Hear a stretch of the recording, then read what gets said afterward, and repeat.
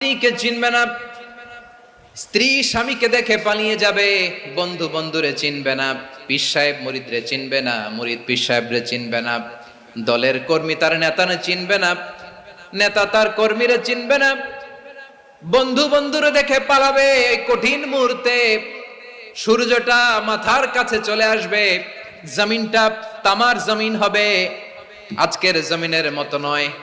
মানুষ ঘর্মাক্ত, ক্লান্ত, শ্রান্ত মাথার মগজগুলো কানের ছিদ্র আর নাকের ছিদ্র দিয়ে বেয়ে বেয়ে পড়বে। বিশ্বনবী ফরমান, ময়দানে 7 শ্রেণীর ব্যক্তিকে রব্বুল আলামিন তার আরশের নিচে ছায়া দিবেন।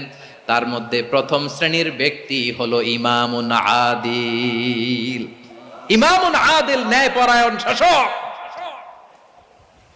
যে ইনসাফের সাথে বিচার করে, যে জাস্টিস সমাজে সার্ভ করে, যে সুশাসন নিশ্চিত করে, ওই